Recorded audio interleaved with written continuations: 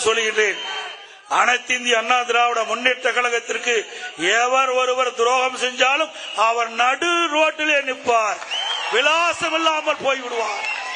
இந்த இயக்கம் உயிரோட்டம் உள்ள இயக்கம்.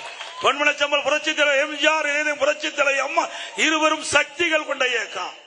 இது இறைவனால் படைக்கப்பட்ட இயக்கம். இது ஏழைகளுக்காக தோற்றுவிக்கப்பட்ட இயக்கம், குடும்பத்துக்காக அல்ல. இந்த அரசாங்கம் யார் வேணாலும் அண்ணா திமுக கட்சியிலே உயர்ந்த இடத்துக்கு வர முடியும். நான் ஒரு கிளை செயலாளர் இருந்தேன். இன்றைக்கு உங்களுடைய ஆதரவோடு பொதுச் செயலாளர் திமுக வர முடியுமா? யாராவது பேச முடியுமா? திமுக திரு கருணாநிதி குடும்பத்தை தவிர்த்து யாராவது பேச முடியுமா? ஆட்சி அதிகாரம் அண்ணா திமுக சாதாரண ஏழைகள் கூட எம்எல்ஏ ஆகலாம், எம்பி ஆகலாம், அமைச்சர், முதலமைச்சர் ஆக முடியாது. அண்ணா திமுக தான் முடியும். இது ஜனநாயகம் உள்ள கட்சி. அதே உயிரோட்டம் உள்ள அனைத்து இந்திய அண்ணா திராவிட முன்னேற்ற கழகத்துக்கு துரோகம் செய்கின்றவர்கள் யாராக இருந்தாலும் ஆண்டவன் மன்னிக்க மாட்டார் என்பதை மட்டும் நேரத்தில் குறிப்பிட்டு, எடப்பாடி பழனிசாமி மத்திய உள்துறை அமைச்சர் சந்திக்கிறார், பேச்சுவார்த்தை நடத்துகிறார், உள்கட்சி பிரச்சனை தீர்க்கிறார். பத்திரிகையாளர்களே, அனைத்து இந்திய அண்ணா திராவிட முன்னேற்ற கழக கட்சியை எவராலும் கொண்டு பண்ண முடியாது. சொல்றேன், எழுதிக்க. எங்களுக்கு ஆட்சி அதிகாரம் இருப்பதை விட தன்மானம் தான் எங்களுக்கு முக்கியம்.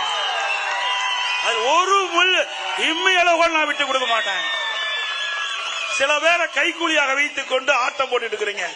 அந்த கைக்கூலிகள் யார் என்று அடையாளம் காட்டப்பட்டு விட்டோம். அதுக்கு விரைவில் முடிவு கட்டப்படும். அதிமுகவிற்கு துரோகம் இழைக்க நினைப்பவர்கள் நடு ரோட்டில் நிற்பார்கள் என்று காட்டமாக பேசியிருக்கிறார் இபிஎஸ். குறிப்பாக ஜெயலலிதாவினுடைய மறைவுக்கு பிறகு அதிமுகவை கபலீகரம் செய்ய பார்த்தார்கள், அதை மத்தியில் இருப்பவர்கள் தான் காப்பாற்றினார்கள் என்ற ஒரு கருத்தை முன்வைத்திருக்கிறார். அதேபோன்று நன்றியின் அடிப்படையில் தான் பாஜகவுடன் கூட்டணி என்ற ஒரு கருத்தையும் இபிஎஸ் முன்வைத்திருக்கிறார். முக்கியத்துவம் வாய்ந்ததாக பார்க்கப்படுகிறது. சென்னை வடபழனியில் நடைபெறக்கூடிய அண்ணா பிறந்தநாள் விழா கூட்டத்தில் இந்த கருத்தை அவர் குறிப்பிட்டிருக்கிறார். அதிமுகவுக்கு பாதிப்பு ஏற்பட்ட பொழுது அதை காப்பாற்றி கொடுத்தவர்கள் மத்தியில் இருப்பவர்கள் என்ற ஒரு கருத்தை முன்வைத்திருக்கிறார்.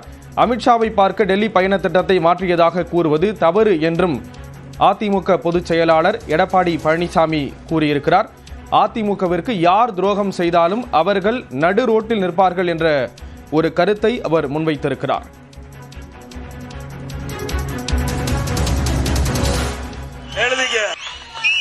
இப்பொழுதும் சொல்லுகின்றேன், அனைத்து இந்திய அண்ணா திராவிட முன்னேற்ற கழகத்திற்கு எவர் ஒருவர் துரோகம் செஞ்சாலும் அவர் நடு ரோட்டிலே நிற்பார், விலாசம் இல்லாமல் போய்விடுவார்.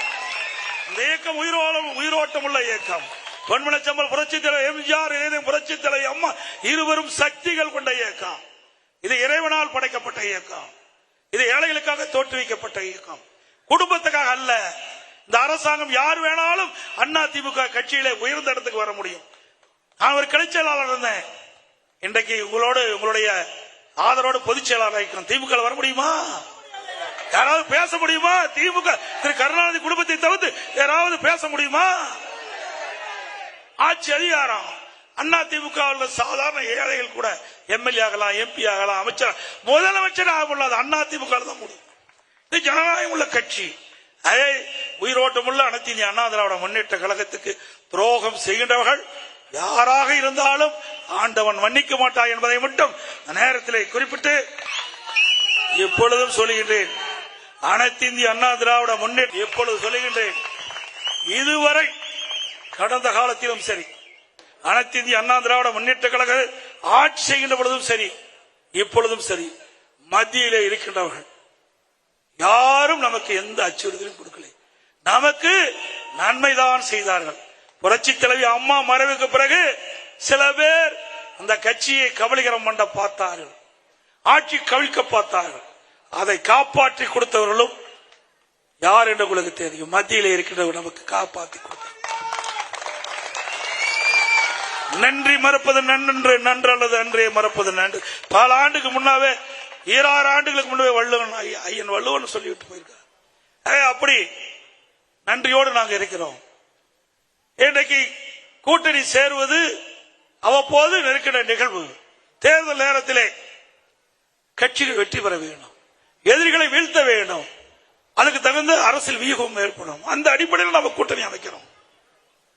இதே திமுக கூட்டணி வச்சதுல 1999ஆம் ஆண்டு பாரதிய ஜனதா கட்சியோட கூட்டணி வச்சாங்கல்ல, 2001ஆம் ஆண்டு சட்டமன்ற தேர்தலில் கூட்டணி வச்சாங்க. அப்பெல்லாம் அவர்கள் பேசல.